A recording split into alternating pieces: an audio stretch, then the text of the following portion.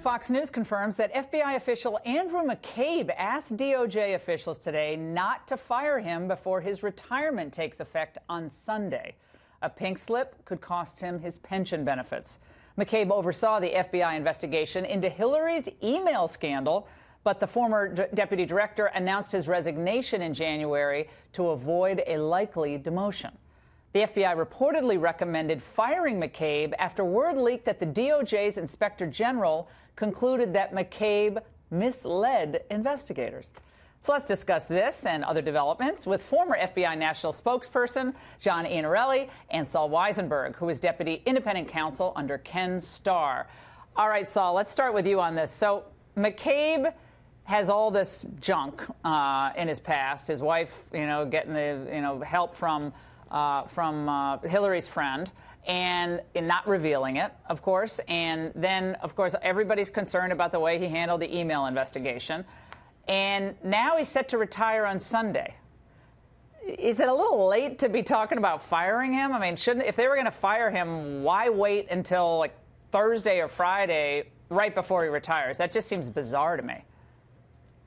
It's bizarre, and it's a little unsettling. And even a lot of my friends who are in the Bureau and former Bureau are a little upset with the timing of it. To come in 2 or 3 days for the head of OPR within the Bureau to come in 2 or 3 days before his retirement and put A.G. Sessions in that situation is a little bit weird. And you know, Laura, I am no fan of how McCabe has handled these things. Keep in mind that the only way an FBI agent is going to really lose his pension is not through general misconduct. It is through basically not telling the truth, being dishonest. And that's what the supposed allegation is. And, of course, we haven't seen the OIG report. We don't know for sure what it is. But there's just something a little bit troubling about the timing.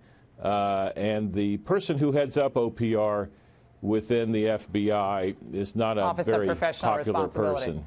Yeah, well, again, right. A lot of her rulings have been overturned, up at the next level. In fact, the people that she's disciplined who then come back are known as boomerangs in the Bureau because a lot of her rulings are overturned. Yeah, well, it is again established, is it not, John, that we had a situation where McCabe did not reveal the extent of the help his wife received from a very close friend of Hillary Clinton when Andrew McCabe was leading the investigation into Hillary Clinton's email server.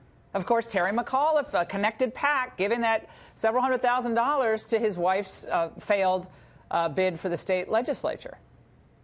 That's all true, and all due respect to Saul, I'm going to disagree, because the reality is if they did something after he retires, there's no repercussions. Your pension is not a guaranteed gift. When you're an FBI agent, it's about living up to the protocols and policies, honesty and integrity. Would you rather that he be allowed to retire even though something may have been done wrong and it was determined by OPR, yet he can benefit? Agents are held accountable for their behaviors, and I think this speaks to many things that happened when Mr. McCabe was working for Director Comey. Sarah Huckabee today on The View said, look, this is for Jeff Sessions to decide, but it was at a briefing, but she reiterated that he was a bad actor in their view. And so she kind of gave the drive-by, but he's a bad actor, but this is up to Jeff Sessions. This is what that renowned legal scholar, Sunny Hostin, today said on The View. Let's watch.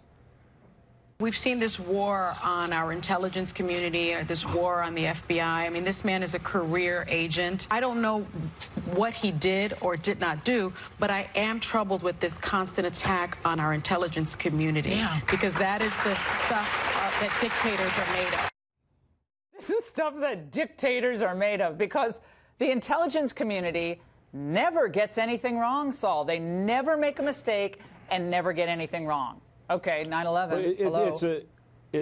It's a ridiculous comment, but again, keep in mind, agents, supervisors, whoever they are within the Bureau, they only really lose their pension, which is probably the best pension in the whole U.S. government, for the dishonesty, that kind of dishonorable conduct. He would never lose his pension because he did, even if he really was a bad actor in the email investigation. So if we just don't know what's in the report. So if it's incredibly detailed and incredibly damning and Sessions has a chance to look at it and make that decision in 2 or 3 days, that's one thing. But that's a very big deal to come in and present this to the Attorney General with only 2 or 3 days for him to look at it. And again, I think of this particular person, the head of OPR.